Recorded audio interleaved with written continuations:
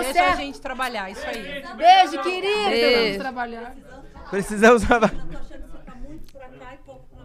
Vem mais pra cá. Tô de mal com a Juliana. Não tá de mal, não. Aí, tá bom, né, gente? Eu fui procurar uma foto. A gente tem uma foto eu e você no meu celular. Nenhuma. Ah, no seu celular não.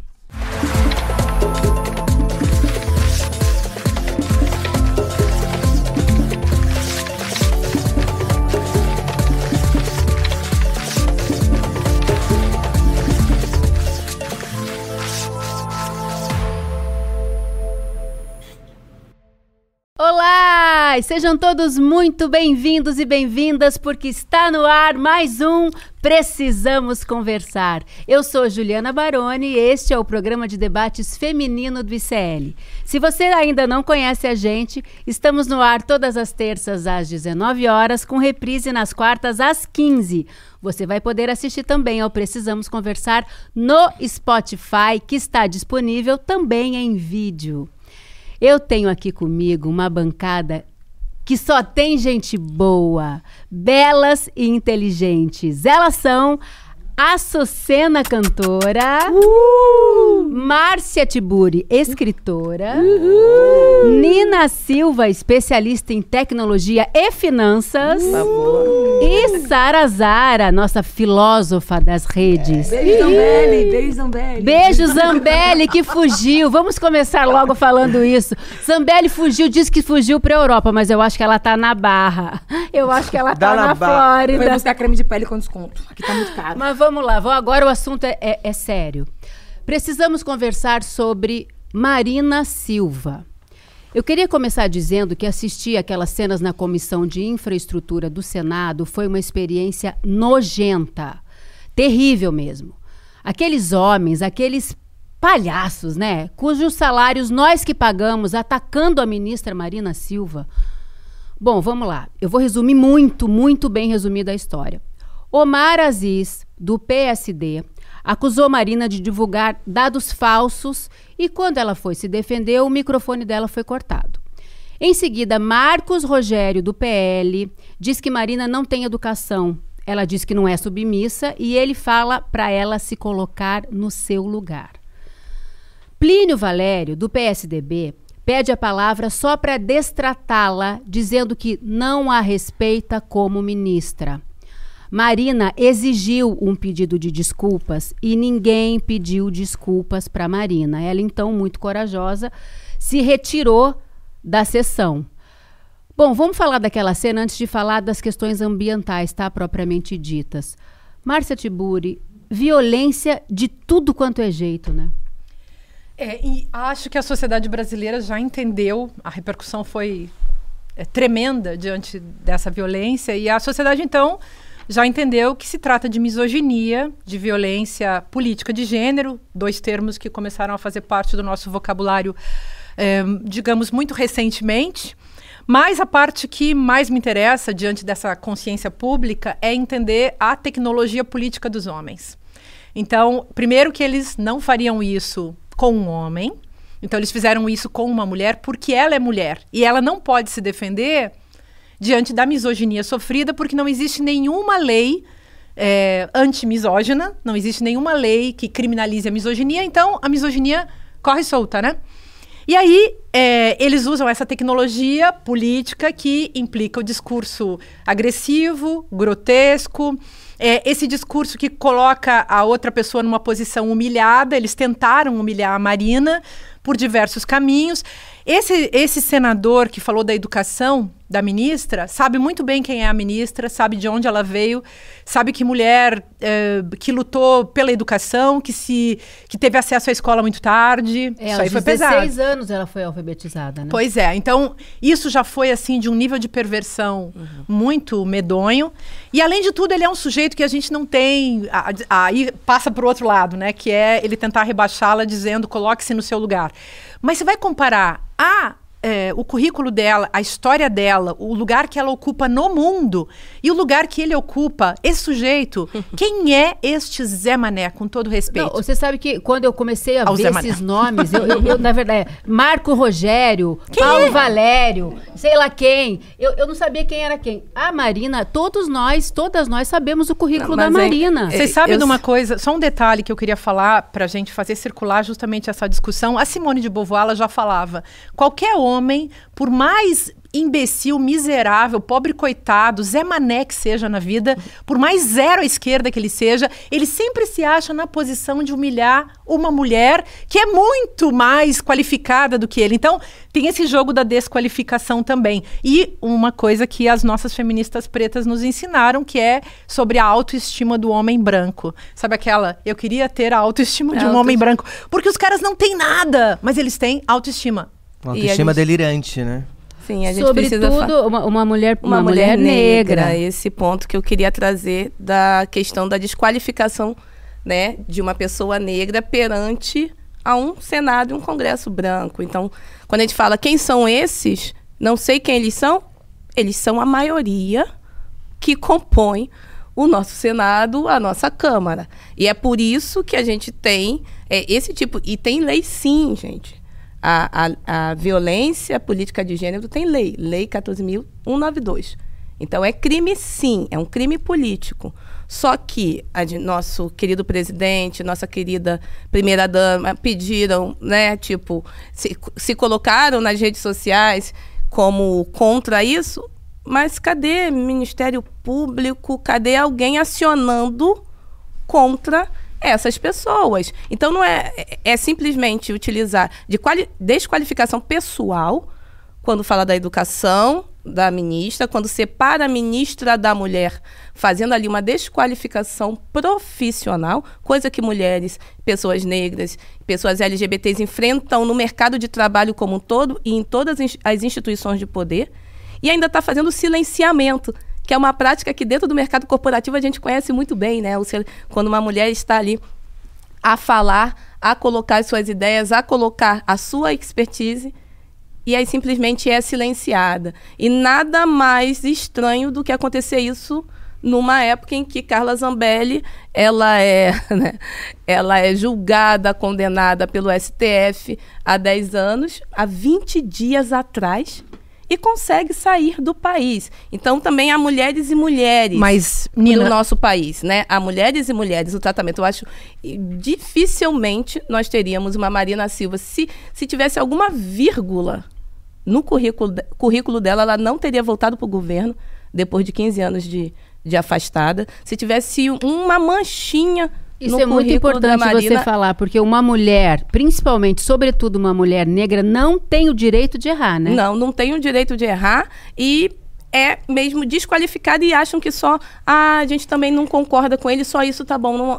Não tem o direito à punição, não tem a jurisdição dessa mulher negra é simplesmente o fato de você já tá aí, já tá bom. Mas tem um problema, gente. Um problema que... Assim, uma coisa é essa lei da violência política de gênero, outra coisa é a lei da misoginia. Ali, não sei se ela vai conseguir se defender através dessa lei da violência política de gênero. Por isso que eu fico falando e estou militando muito pela criminalização da misoginia. Porque ali é uma questão cultural. O que apareceu para nós foi uma questão cultural, instrumentalizada por esses senadores que sabiam muito bem o que estavam fazendo. Inclusive, eu queria levantar também esse senador cujo nome eu esqueci, que é o enforcador da Marina. O sujeito que disse que queria... Valério. Esse borra-botas. Esse sujeito. Quem é esse Zé Mané também? Falando assim, para o povo entender, a gente poderia usar vários outros termos, falar da desqualificação como discurso de poder que produz efeitos de poder, que é o que esse sujeito está fazendo, mas, de fato, ele fez um discurso, deveríamos, quem sabe se enforcássemos a Marina. É isso que é o texto. Já que não dá para suportar, ela dá vontade de enforcar. E ela ainda foi republicana a ponto de ir lá de novo enfrentar este imbecil. Por quê? Porque ela sabe que não é uma questão pessoal. É uma questão de qualquer mulher, e aí vem a questão, o tema, né, do universal, que essa situação particular nos mostra.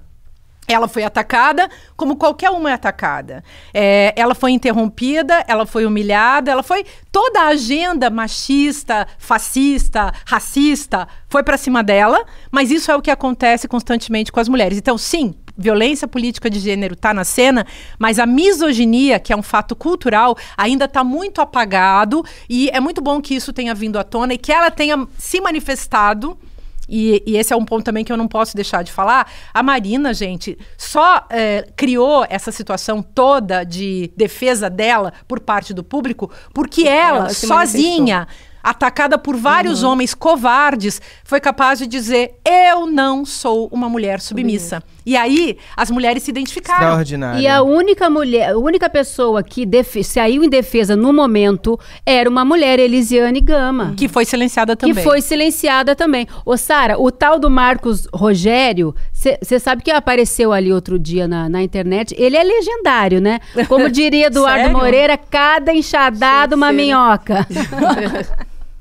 Ai. Comente, Sara O que eu Zara. acredito? Eu acho que, diferente da Zambelli, a Marina ela não fugiu, ela se retirou porque ela reconheceu que ela não estava sendo valorizada o suficiente. Então, ela teve uma postura, assim, muito plausível do que as pessoas querem. O que eu entendi? Quando junta esse monte de homem legendário horroroso que tem espaço no parlamento, eles ficam tentando criar algum tipo de ambiente para mulheres como Marina sair da linha, perder as estribeiras e eles conseguirem ter a narrativa, tipo, confirmando. Nossa, tá vendo? Assim que ela se dá. Mesmo. E a Marina, ela tem um controle emocional absurdo e ela é muito inteligente, né?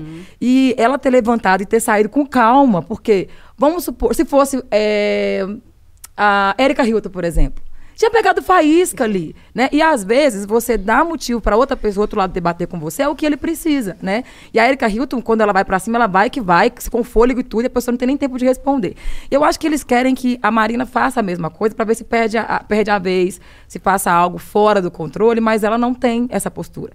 E eu acredito também que o ódio desse cagão aí, que eu esqueci o nome dele, eles todos lá... Eles não existem. Não importa muito o nome. Mas são pagos com o nosso dinheiro. Eu acho que eles conseguiram, desse jeito, expressar o ódio que eles têm, não pela Marina só em si, mas pela história dela. Porque ver uma mulher que tem a história que ela tem e que superou muita coisa e tá naquele lugar ocupando isso pelo mérito, né? De repente, ele pode olhar para si e entender que ele tá ali só porque tem contato, porque foi indicado, e se não fosse a mão de alguém, não estaria num lugar tão bacana e tão significativo quanto a Marina conseguiu isso com a própria história. E a Sucena, esses senadores, eles pertencem a uma elite predatória, né? Eles estão advogando em causa própria, porque eles têm terras no Amazonas, Justamente. Vai saber, né? Eu até peguei o nome deles aqui, Cavalheiros da Destruição. E da destruição mesmo, do apocalipse. É isso que eles são. São Omar Aziz, do PSD Amazônia, Plínio Valério, PSDB Amazônia e Marcos Rogério, PL Rondônia. Tudo Amazônia. E a Marina é uma grande defensora da floresta, dos povos originários. A Marina, ela tem uma história de luta pela Amazônia, pelo meio ambiente, que é o que muito bem disse a Márcia, né? Quem é esses Zé Manés na fila do pão, quando você está falando com uma ministra que tem uma trajetória de respeito sobre os temas os quais ela carrega nos ombros. Então, assim, eu acho que é insuportável para eles aceitarem que uma mulher daquela natureza tenha essa propriedade. E sobre também esse poder de limitá-los, de colocar uma fronteira, até aqui vocês vão, daqui vocês não passam, que é o que ela pode ainda com todas as lutas políticas que ela está tendo nesse governo. A gente está falando do Congresso mais conservador desde a redemocratização do Brasil. Então, assim, de fato, não me assusta o que a Marina passou ali, não me assusta por entender o Congresso que a gente está. Mas a gente tem que entender a contradição do governo, né? Quando eu falo da lei de política, né, contra a violência à mulher e não ser utilizada pelo nosso governo, né? A gente tem um governante, a gente tem secretarias pautadas em igualdade racial, pautadas em direitos humanos, com luz.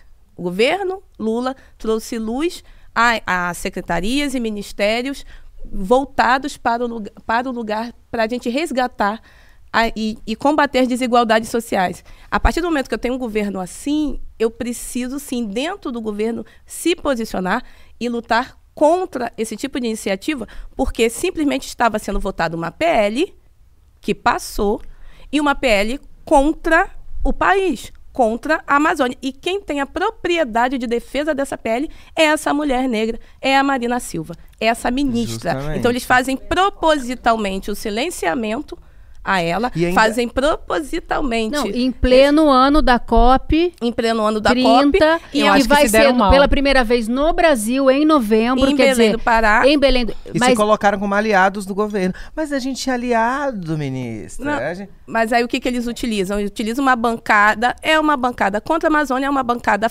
a favor do agropredatório. Justamente. Então não é uma agenda, é uma agenda que dialoga poder e sabe quem são as pessoas que podem derrubar e vetar determinadas ideias e projetos políticos de manutenção do predatorismo, né?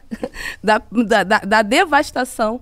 É uma das nossas política matas. predatória, uma ação predatória, mas não podemos esquecer que esses caras fazem isso também porque eles gozam, eles se satisfazem e se realizam nesse lugar, e isso é da política dos homens. Os homens fazem política por narcisismo, por interesse e sem escrúpulos, ou seja, passam por cima de quem, passam as boiadas que eles querem, e é muito lastimável ver que homens claro, isso aí é o centrão, né, gente? Também é aquela grandíssima porcaria, essa desgraça política. Mas, ao mesmo tempo, estão aliados com o campo progressista, quer dizer, uma aliança absolutamente espúria, esquisita, e a gente tendo que engolir isso nesse nosso Ô, país. Márcia, eu não sei se tem alguma coisa a ver meu pensamento, mas tem hora que eu acho também que o ódio que eles sentem pela Marina tá muito pelo visual, porque a Marina é uma pessoa confortável e ela não tem nada em si, em questão de vaidade, que tenta agradar outro homem. E os homens estão acostumados que as mulheres vivam o tempo todo querendo chamar atenção e agradar eles, né?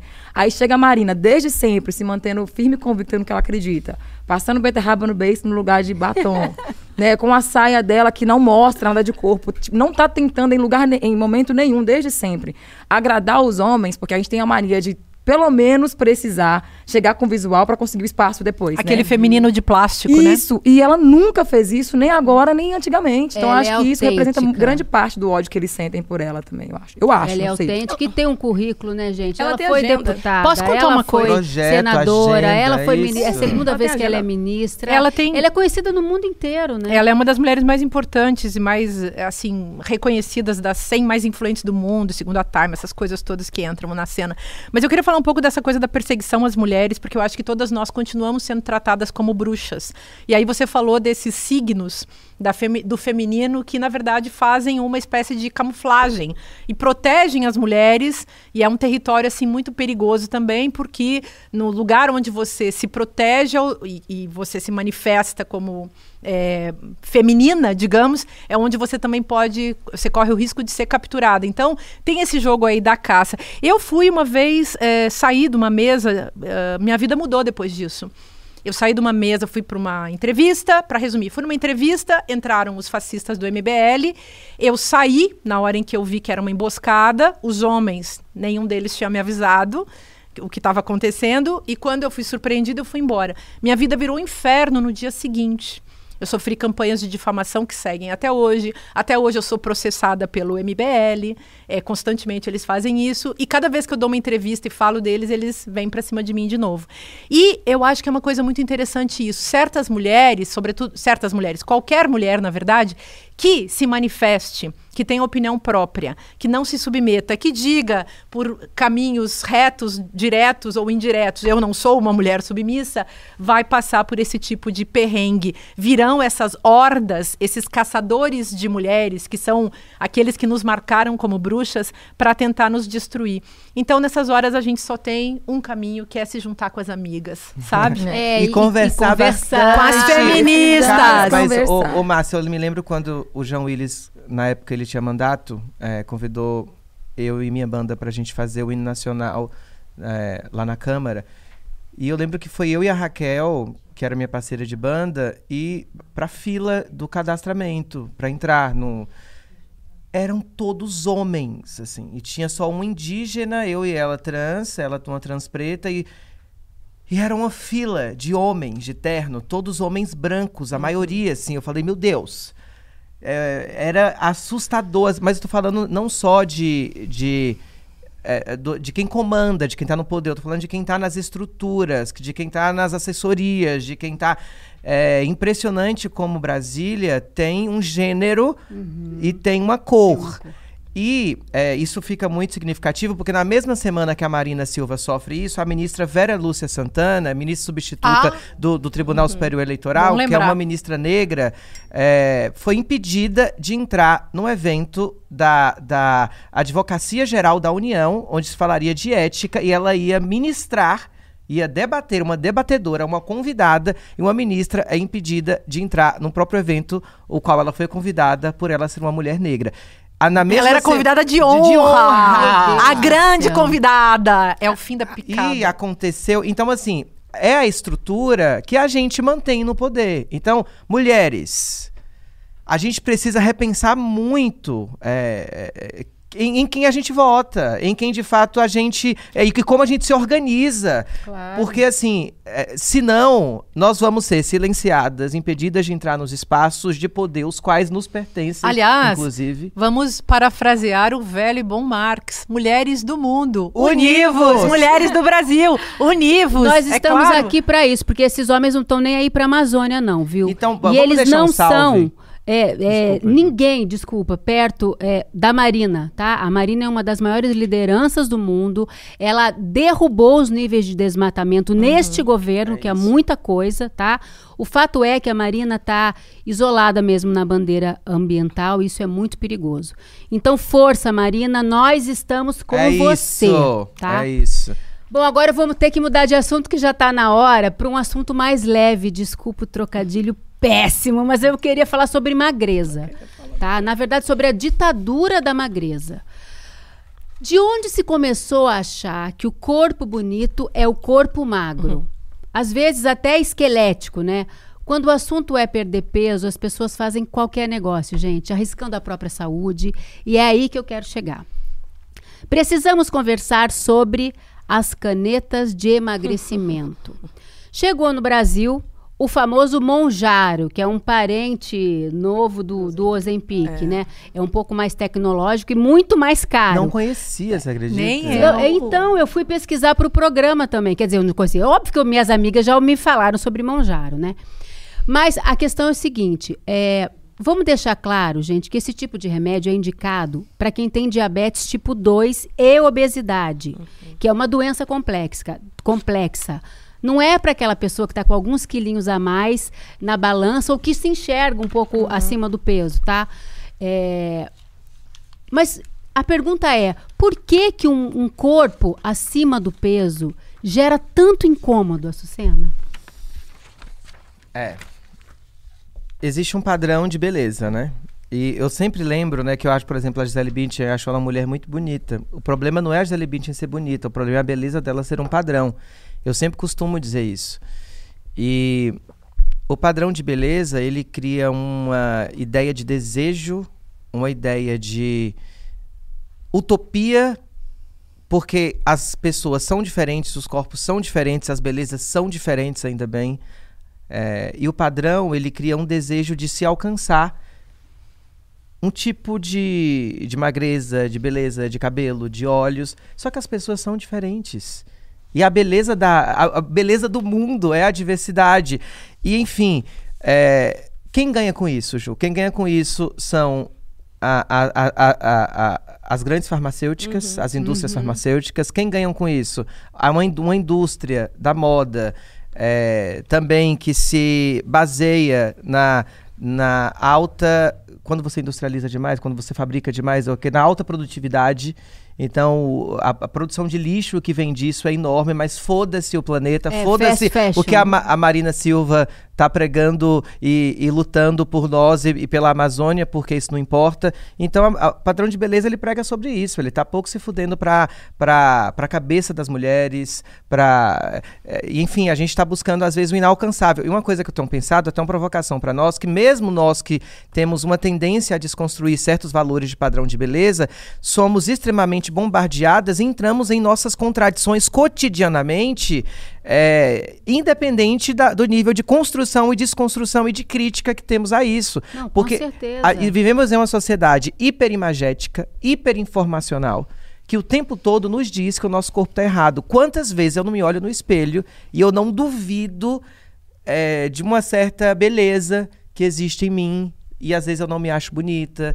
Quantas mulheres não têm essa disforia, inclusive por causa dessa indústria farmacêutica, essa indústria da beleza, essa indústria da moda, que coloca apenas um tipo de beleza como o aceitável. O aceitável. Não, aquilo que. Aonde a meta. A meta, justamente. Aí vem o problema filosófico, né? Vambora. Vocês sabem que eu passei a vida sendo professora de filosofia e eu só fui para filosofia política porque eu passei a vida sendo professora de estética, né? De estética filosófica. Sempre dei aula sobre os textos dos filósofos em relação aos problemas relacionados ao corpo, à sensibilidade, ao gosto, esse assunto. Então, a beleza como padrão, ela é uma invenção do patriarcado, né, galera? E o patriarcado se transforma em capitalismo e se transforma em racismo e assim vai. Então, a questão não é a gente quebrar o conceito de beleza, mas a gente repensar a beleza e inventar a nossa beleza. Eu acho que isso está acontecendo. Acho que todos os movimentos da democracia radical nas últimas décadas, o feminista, o LGBTQIA+, e tal, as mulheres trans ajudaram muito, as mulheres negras, as mulheres feministas, mesmo brancas, ajudaram muito a quebrar com a ideia de beleza como padrão, ou com um padrão que estabelece o que significa a fórmula áurea, né, dessa beleza. Mas você tem toda a razão ao falar dessa indústria estética, uma indústria que envolve uma medicina, que envolve uma farmácia. E eu acho legal a gente começar a falar em ditadura estética e direitos estéticos. É disso que, assim, acho que fica interessante. Eu mesma, hoje em dia, eu gosto de fazer essa brincadeira toda, né? A gente vem pra cá, se diverte, maquia, faz cabelo, bota roupa que não é da gente, é super divertido. Eu, na época que fazia o Saia Justa, achava isso insuportável, porque eu era uma menina muito revoltada com tudo e muito assim pensando, tá, mas o que eu tô achando que eu sou? Qualquer mulher que trabalha em qualquer empresa, em qualquer lugar da vida, ela tem que botar o uniforme da coisa e lá vai ela ser a mulher que se exige ali no emprego que ela tá tendo, né? Mas hoje em dia eu vivo isso de um jeito muito mais divertido e tem muito mais a ver, como eu tava falando antes, com o fato de que as mulheres trans ensinaram pra gente a usar esses elementos, digamos, do feminino de um jeito mais lúdico. E as mulheres que saíram dos padrões, né, nos ensinaram a lidar com cores, com aquilo que os gregos chamavam de poikilos, as enganações, né, as mentiras, né, os cílios postiços, né, as plumas e paetês. Isso tudo, para mim, passou a ser uma coisa mais divertida depois que quebrou com aquela obrigação de ser um gênero sensual e sexualizado que usa esse tipo de coisa para fazer isso, sabe? Ô, Sara, você já usou Ozempic ou Mounjaro? Na cabeça também. Não, porque conta essa história da cabeça, porque você outro dia falou que a pessoa emagrece por cima. Fica um emagrecimento só daqui pra baixo, mas aí aparece a gordura da cara, sai, não sei. Eu conheci o tal do Mounjaro com a influencer, a Márcia não vai saber, VTube, que ela começou a tomar. Aqui. Ela começou, ela tinha um corpo mais padrão. Ela fez um antes e depois? Não, ela estava explicando que ela ia começar a tomar e ela estava falando sobre o efeito colateral, né? Que ela ficava com muita sede, aí ela perdia fome. Um dia fez um post chorando porque queria comer, mas não tinha fome. Ela perdeu totalmente o apetite. Nossa. Então ela estava falando do poder desse Mounjaro e parece que ela desistiu de tomar, de continuar tomando esse trem, de aplicar a caneta e começou a fazer a reeducação alimentar e enfim, né? Mas o que eu percebi, eu acho que tem um classismo muito grande. Não sei se tem alguma coisa a ver, mas o meu pensamento. Porque é caro. O que eu acho assim, parece que toda vez que o padrão de beleza aproxima e fica bem acessível à periferia, eu falo de corpos periféricos, eles mudam o padrão de novo, sabe? É lógico que a gente sabe que o padrão de beleza não inclui pessoas negras, tá? Isso a gente já sabe. A gente pode ser a mais linda que for, mas esse padrão não tá chamando a gente. Mas eu acho que é questão periférica mesmo. Porque eu lembro que antes do Instagram virar esse boom que é hoje, em mais ou menos 2010, 2011, quando ele começou a aparecer, eu lembro que a moda do momento era ser torneado. Por que era ser torneado? Malhada. Por quê? A gente sabe que na periferia, as mulheres querem ser gostosas. Era bundão, pernão, shortinho na bad boy, com a bunda de fora e tal. Mas a gente nunca teve tempo de ficar indo na academia fazer malhação, musculação, para definir o corpo. Isso era coisa de quem tinha dinheiro e tempo para isso. Aí, eu lembro que Anitta entrou nessa onda de ser torneada, Marquezine, uma galera em peso começou a ficar com mulheres torneadas na TV e no Instagram. Eu não sei que diacho que se deu, que parece que a primeira foi a Dandara Mariana, que é uma atriz negra que conseguiu arrumar tempo e começou a aparecer torneada. E pelo que eu entendi, começaram também a dizer que o corpo negro parece que ele tem mais facilidade... Negócio de morfo, tudo forço, solofo. São as fibras também. Esse povo aí dos treinos de exercício que eu não faço, então eu não gosto. Que torneia rápido. Aí as meninas da comunidade começaram a pegar referência de Dandara Mariana e começou a ficar também. Então foi muito rápido o acesso pra gente, entendeu? Elas chegavam do trabalho, se matavam e ia fazer até academia no bairro, negócio. Rapidinho o pessoal mudou a estética. Aí já não era mais bonito ser torneado, era ser o seco osso, porque a gente sabe que na quebrada a gente não quer parecer só ficar nessa magreleza que tá vendendo hoje, né? As meninas que estão na comunidade, que ainda assim acreditam que tem que ter um corpo para agradar um cara, ela sabe que o cara quer pegar, não quer osso para chupar, que fala assim, gosta de ser cachorro, e quer ter perna, braço e tal. E aí essa beleza aí é uma beleza que não vai alcançar a periferia. Não vai, porque ninguém quer ser seco osso assim. Pelo menos onde eu nasci, o pessoal não quer. O que tá é porque não engorda mesmo. Sara Zara sacou tudo. Aí eu acho que virou isso, entendeu? Nina, ainda bem, né? Que ninguém tá querendo chupar só osso. Não querem que a gente pareça com eles. Então, mudaram agora a linha de estética. Então, agora vai ser isso, que a gente não tá querendo essa beleza aí. Eu acho. E lembrando que esse Mondial, o Ozempic, não é um fenômeno apenas sobre os corpos de mulheres, mas é um fenômeno coletivo dessa busca por magreza, né? Então a gente vem de uma historicidade onde a moda ela vai mudando ao longo das décadas, dos séculos, e agora volta a extrema magreza para as passarelas, por exemplo. É um conjunto. Então a Sucena trouxe muito bem a questão da indústria farmacêutica, são 3,14 bilhões de reais que uma única fabricante, a fabricante do Ozempic, ganhou. Faturou no Brasil ao longo de 2024. E se a gente for pensar, pessoas que têm a necessidade, pessoas diabéticas, ficaram sem o acesso ao medicamento. E aí, quanto maior a procura, né, a oferta, escassez de oferta, mais caro fica o produto. Então, você tem um Ozempic que vai de R$1.000 a R$1.400, e agora você tem o Mondial, que é o milagroso, para ficar ainda mais elitizado, que vai de R$1.400 a R$2.400 com fila de espera. Uau. E aí a Sara, ela traz a conexão perfeita, que é a questão do elitismo, classismo, de sairmos, né, dessa possibilidade de pessoas diversas também poderem ser inseridas no padrão de beleza ou terem as suas belezas reconhecidas. A partir do momento em que o nosso corpo é mais fibroso, por isso que a gente é mais mesomorfo e tal, tem todas essas linguagens, sim, da galera de rato de academia, mas antes de rato de academia, ciência também, né? E quando a gente vê que a gente consegue mais rapidamente o ganho de massa muscular, e aí fica esse corpo torneado, fica esse corpo, né, de uma gostosa que cabe dentro de um 38, vamos colocar assim, então isso não serve mais. A mesma coisa que quando nós entramos por cota nas universidades federais e daqui a pouco, né, 2 anos depois, não precisa mais de diploma. Por quê? Porque tem gente preta se formando, acessando o ensino. Aí agora a gente acessa o trainee das empresas corporativas. Agora o trainee não vale mais de nada, porque antes era só filhinho de papai branco que acessava o trainee. Então é a movimentação constante Sim. de nos manter à margem, de manter relações desiguais. Estratégias racistas. Que têm estratos, né?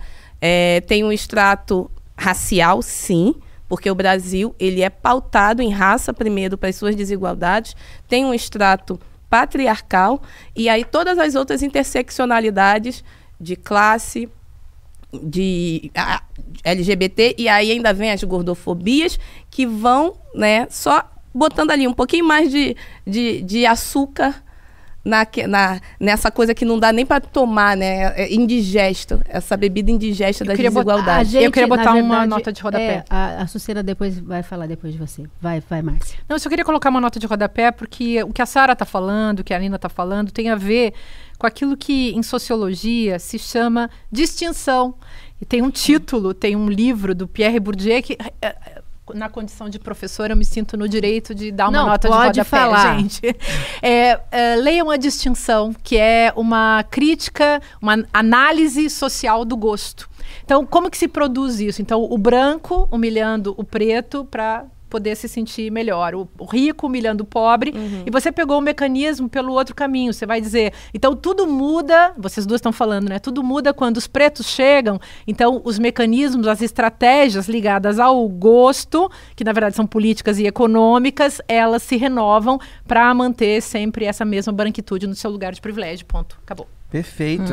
Não, e tem a ver até com o que eu queria colocar, pegando o gancho das meninas e o seu, que eu acho que tem muito a ver com essa instituição de padrão de beleza, que inclusive está voltando de forma predatória mesmo, é uma resposta aos avanços dos últimos anos dos movimentos sociais, que conseguiram popularizar certas ideias, certos conceitos na televisão, nas rádios, na internet, e eu vejo com 3 movimentos sociais organizados que vêm de muito tempo, mas que conseguiu se popularizar por causa da internet principalmente, e muito também por causa das cotas raciais, sociais. A gente vem de um período de um governo Lula que institucionalizou as cotas, e pessoas pretas, LGBTs, indígenas puderam entrar na universidade e puderam se organizar. Então o movimento feminista, o movimento negro, os movimentos LGBTs principalmente, que apregoam a liberdade comportamental também como um discurso político, enfrentaram o padrão de beleza. E isso, de fato, para quem é conservador, para a galera que é da moda, para a galera que é da estética, deu um tilt. Deu porque colocou em xeque muitas questões do padrão de beleza. E a gente percebeu que antes da pandemia, inclusive, houve... os comerciais mudaram, os comerciais de cerveja, gente. Quem que não lembra o que eram os comerciais de cerveja e como mudou o padrão? Mas ainda assim as passarelas começaram a ter pessoas gordas entrando nas passarelas, pessoas que eles chamavam de plus size. O que acontece? Com isso, a gente teve um retrocesso, agora pós-pandemia, enorme nas passarelas, nas campanhas publicitárias.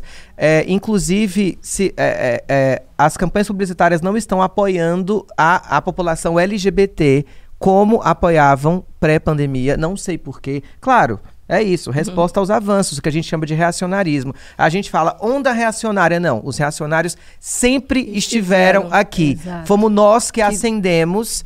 E ainda a gente está furamos o bloqueio. Justamente. Agora a gente está enfrentando. E agora eles essa precisam reação de mais força conservadora para poder dissipar a nossa concentração de movimentações populares. E Ju, eu acho que não é nem mais sobre padrão de beleza, porque beleza, até onde eu sei, padrão de beleza é um todo, é pele, é sorriso, é cabelo, é corpo. Agora é padrão de magreza. O povo não está se importando em ser bonito, porque a cabeça fica grande. Fica uma cabeça desproporcional, fica muito feio. E outra coisa, tem uma cantora, a Maiara, que ela tá usando lace justamente porque um dos efeitos colaterais desse remédio é a queda de cabelo brusco. Maiara e Maraísa. Isso, e assim, ela tá usando muita lace, muita lace mesmo. E ela sempre teve um volume de cabelo. E ela era uma mulher gorda, né? E ela tá tomando esse remédio, ela tá bem mais magra. Então eu acredito que o efeito colateral que bateu, né, no caso dela, foi na queda capilar. Mas o povo não tá se importando em não ter cabelo, nem ter dente, nem ter nada. Desde que o corpo esteja magro, seco. Gente, nos anos 90, é a magreza mórbida, né? Nos anos 90, lembra aquela estética de heroína chique?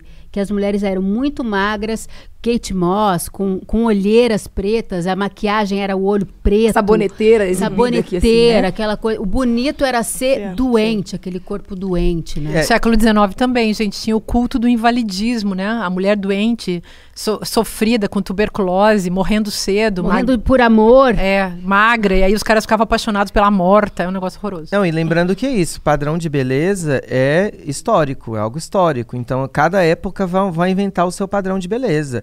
Já teve Hoje, Marilyn Monroe período... seria considerada gorda, né? Ela era mulher curvilínea. Mas olha só, já teve Idade Média mesmo, as mulheres gordas eram as mulheres do padrão de beleza. Porque você tinha uma fome, principalmente na região da Europa, enorme, então as mulheres gordas eram as mulheres que comiam bem. Ostentação. Ostentação, justamente. E a gente tem um ponto muito, muito importante que a gente tem que observar, que a população brasileira está cada vez mais adoecida pela falta de acesso à qualidade alimentar, né? Então a gente resgatou agora o Brasil do mapa da fome novamente nesse novo governo do Lula, mas a gente ainda tem 68% da população que é obesa ou que tem algum excesso de peso. Obesos são 31%. É muita gente se alimentando mal. Com alimentos ultraprocessados. E comendo plástico. Ultracalóricos, né? Porque sacia por mais tempo, sei lá, e sem nutriente nenhum. E colocando também, né, os nossos problemas, nossas demandas os nossos problemas em si no comer ou na bebida, enfim, nesse resgate do suprir de alguma maneira a falta. E essa falta que a elite, esse 1%, está pagando 2.400 para parecer que está passando fome. Então, Nossa olha senhora, só, também que isso faz parte dessa história da distinção, porque vocês já entraram em supermercado de rico, supermercado de pobre, aí às vezes você gasta mais dinheiro no supermercado de pobre. Porque, assim, o que se vende para os pobres, né, para os pobres entre aspas, é coisa de má qualidade. E não existe uma discussão, óbvio, né? Se esconde, inclusive, a reflexão possível em torno dessa indústria cultural da alimentação, que faz pessoas de uma determinada classe comerem determinadas coisas, enquanto que os ricos comem outras coisas. Então, é bom lembrar.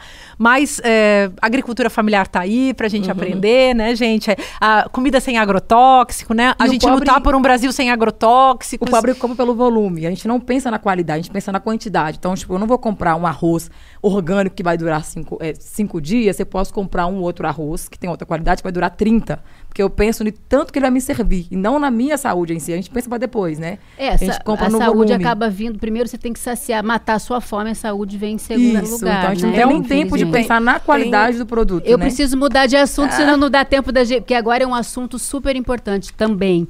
A Sucena me lembrou outro dia sobre o mês de junho, que está começando agora, que é o mês do orgulho LGBTQIAPN+. Açucena, como é que a gente está nessa pauta? A gente tem o que comemorar? Eu acho que tem também o que comemorar. A gente está muito aquém do que a gente precisa conquistar de políticas públicas, políticas de dignidade. E, inclusive, eu estava pegando um avião com a Sara, e a Sara... Ai, muito ricas. Refletiu quando o comissário me chamou pelo meu nome, Açucena. Gente, eu fiquei emocionada, juro. E assim, porque muitas mulheres trans não têm essa... dignidade. Esse acesso à dignidade. A de ter o seu nome na sua identidade, nos seus documentos. Então, e é um processo muito difícil mesmo. E está cada vez mais difícil com essas últimas... notícias vindas dos Estados Unidos com o governo Trump, que chancela uma série de políticos conservadores no Brasil e no mundo, com retrocessos assim inimagináveis para a população LGBTQIAPN+, de forma geral, inclusive a população trans. Então acho que a gente tem que comemorar, porque eu estou aqui com vocês nessa bancada, inclusive por conta dos avanços que a gente conquistou nos últimos anos. Eu fiz parte de uma banda que fez um burburinho na cena. Nós somos as primeiras mulheres trans indicadas ao Grammy, a ganhar o prêmio da música brasileira. Isso é simbólico de uma geração que... Isso não foi minha geração que construiu. Foram gerações de mulheres trans e travestis e gays atrás. A gente está ainda... nessa fase de certas conquistas ínfimas que significam muito, não são ínfimas, são conquistas que significam muito para nós.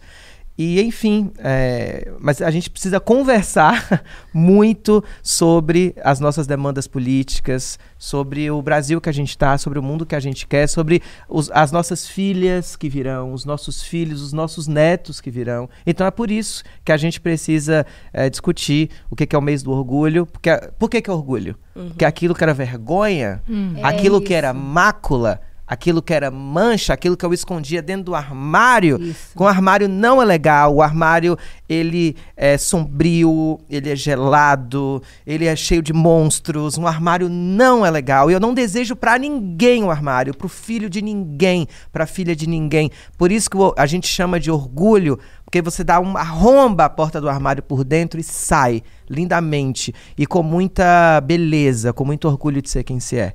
Então é sobre isso. O orgulho LGBTQIAPN+. Que lindo, que lindo. É também o mês da Parada de São Paulo, que é uma das maiores do mundo. Vai ser no dia 22 de junho, já já. A primeira Parada do Orgulho Gay do Brasil foi em 97 em São Paulo e reuniu mais ou menos 2.000 pessoas. Em 2009 passou a ser chamada Parada do Orgulho LGBT e em 2022 mais de 4 milhões foram para a Avenida Paulista. Eu estava outro dia conversando com amigas, todas cis, hétero e tal, e conversando sobre os nossos filhos, né? Muitas amigas já têm as filhas e filhos com gênero mais fluido, com liberdade de experimentar, de ficar com meninos, ficar com meninas.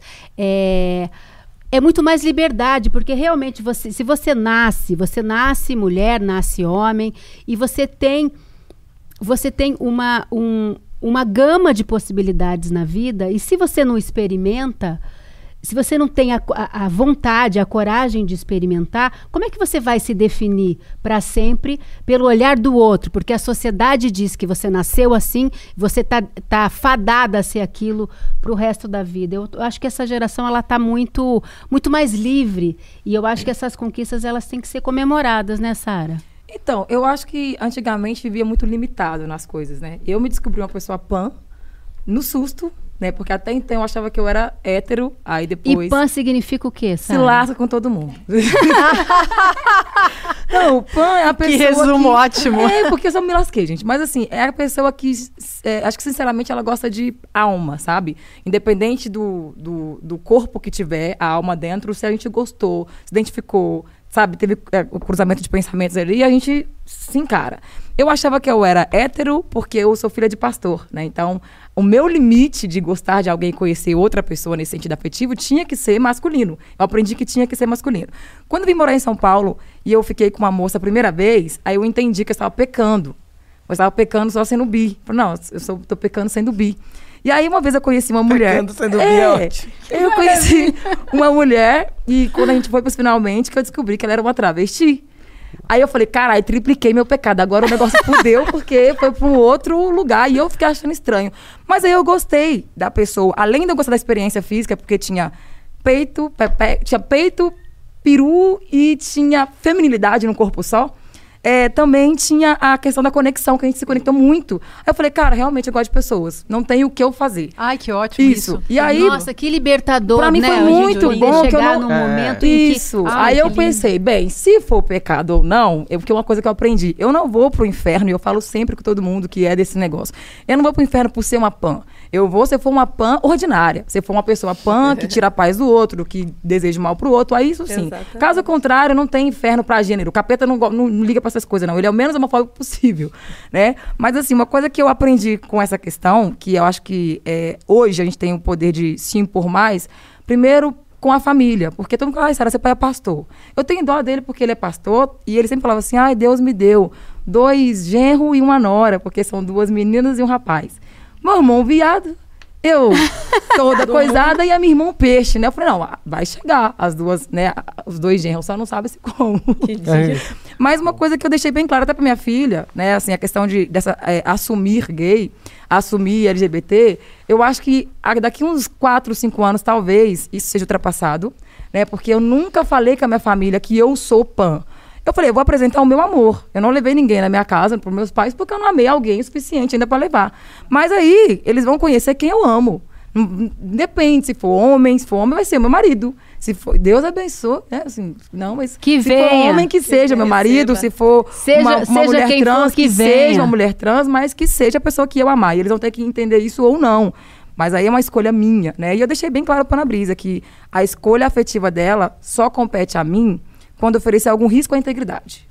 E uma coisa que eu não vou aceitar nunca é alguma pessoa que se relaciona com a minha filha colocar ela em risco. Fora isso, o que ela resolver é por conta dela. Eu não quero que ela se assuma nada pra mim. Eu quero que ela seja responsável e feliz. Você quer que ela viva a vida dela, isso, né? Com liberdade. E eu acho que esse motivo de se orgulhar hoje é também comemorar esse poder, ter essa liberdade de também não ter que se assumir e não se sentir obrigada de ter que levantar a bandeira, porque a gente respirando já é uma bandeira ambulante, né? Então, acho que é muito sobre eu isso acho que assim, a gente vai evoluir de verdade quando a gente não precisar mais colocar tantas letras e tudo que existe será bem-vindo. Porque agora a gente ainda está no momento de ter que ser bastante didático e se identificar e levantar bandeiras, mas daqui a pouco, se Deus quiser, o mundo vai caminhar. E das agressões, né? Eu preciso acreditar nisso. Eu quero acreditar. Vocês sabem que eu sou uma pessoa já mais velhinha que vocês, né? Então... eu me lembro que eu falava de pansexualidade lá na época do Café Filosófico, há mais de 20 anos atrás. Naquela época era uma esquisitice falar disso, ninguém falava. Não porque eu fosse, porque eu não sou, eu sou careté, eu sou a pessoa mais careta que eu conheço, embora eu ame a liberdade, eu não tenho nenhuma. Amo, acho lindo isso que você conta, eu fico feliz de ver. Eu sou igualzinha, eu sou caretinha, eu gosto de ficar lá quieta, livre. lendo meus livros e fico assim, de vez em quando arranjo um namorado e fico quietinha no meu canto e que eu gosto de ficar lendo os livros mesmo. Bom, mas eu acho lindo isso que você está falando. Você é de uma outra geração e você traz uma experiência de liberdade e de autoafirmação e de autonomia que, para mim, que sou dessa geração, é muito emocionante de ver, sabe? Eu não teria essa liberdade. Eu fui daquela geração que se uma menina beijava uma outra menina ou se interessava, ela já pensava, sou louca. Nossa, tô doente. Eu sou uma anormal. Eu sou da geração, embora mulher, né, e cis e tal, mas era a geração atormentada pela AIDS, que aliás voltou, tá com toda a força aí de novo, né? E aí meus amigos gays, eles iam morrendo, era uma coisa muito triste. Não, e ainda falavam que era peste gay, lembra disso? E os caras que eram héteros, que ficavam também transitando com muito armário, né? Muita cortina de fumaça, muito armário, muita mentira, muita enganação. Eu acho que esse é um assunto muito bom da gente falar hoje em dia sobre essa liberdade. Mas lembrando, né, que gênero é construção social. E tem a ver também com construção de classe, com construção racial. Tudo isso precisa ser pensado junto, tudo isso é interseccional. Também, né? Ô, Nina, quer acrescentar alguma coisa no nosso debate? Não, se a gente realmente... Eu acho que nós estamos libertas, mesmo sendo héteras, não somos não estamos à mercê da heteronormatividade, que é achar que ser hétero ou ser cisgênero é o padrão de mundo, é o certo, é o certo e o que tudo deve ser seguido. E aí quando a gente olha para essa liberdade, mas principalmente quando a gente olha a sigla, que cresce cada vez mais, e que bom, porque as pessoas estão entendendo as suas individualidades, e que existe fenômenos sociais, como existe biologia. Ninguém fala de intersexo, por exemplo, mas quer falar com estranhamento em relação à transgeneridade. Mas a gente não aprende na escola sobre intersexo. E aí, pessoas intersexo são, né?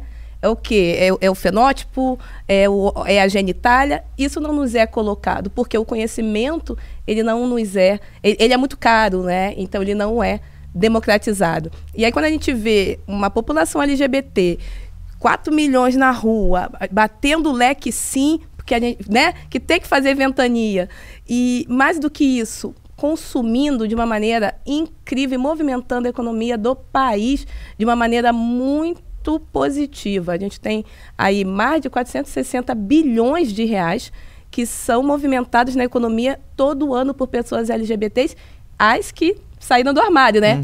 Porque se a gente for colocar quem está no armário, esse número seria muito maior. Então, poder ver casais homoafetivos adotando crianças, adotando jovens, ver mulheres que se viram hétero durante a vida inteira, mas chega numa melhor idade, olha e fala, agora não quero mais homem. Agora estou bi, agora estou gay. E esse estar que é onde a gente pode ter a nossa liberdade. E lembrando que população gay tem 65%, até 65% a mais de grana para consumir.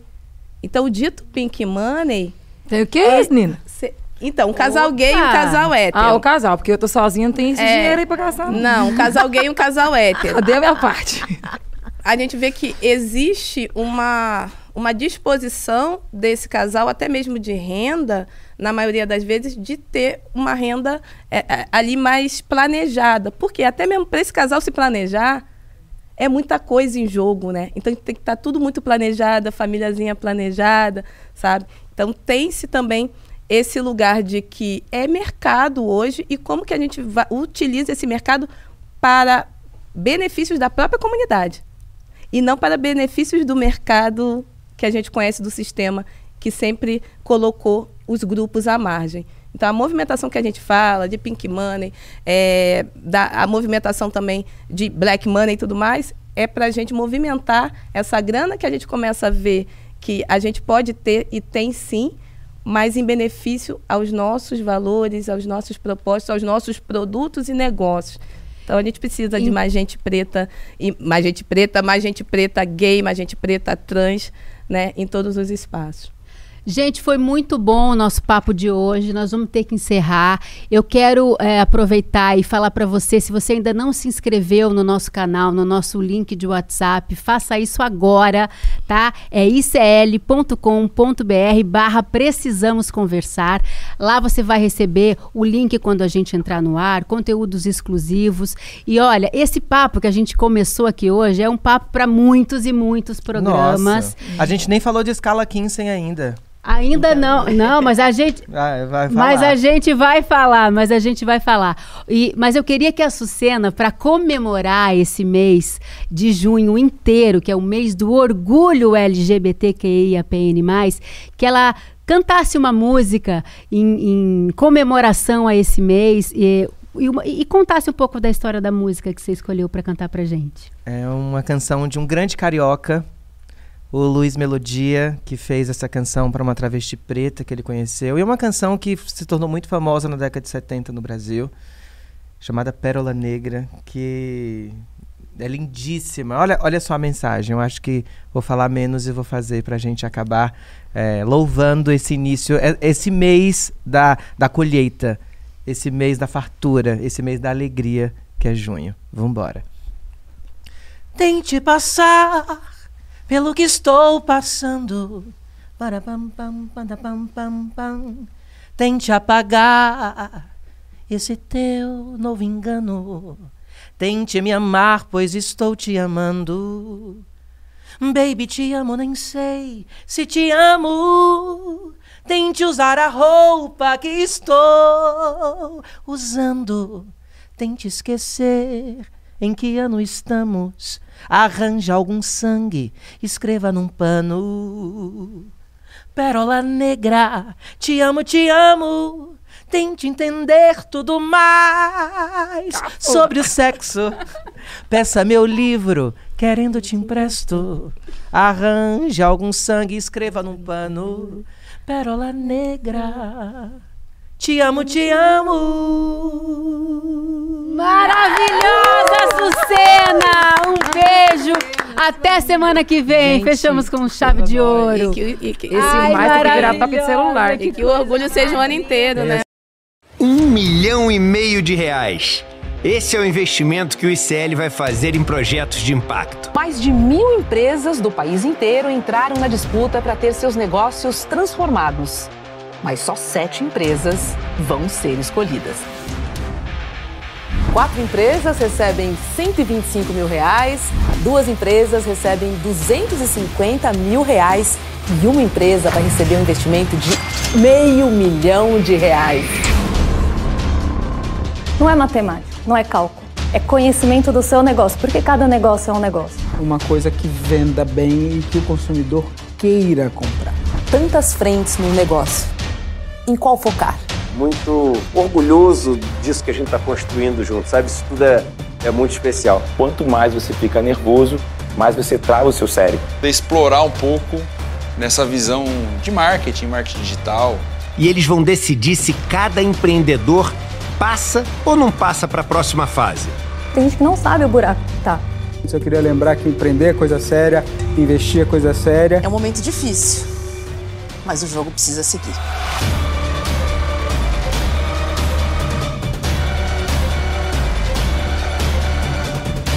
Topa ou não topa negociar com a gente?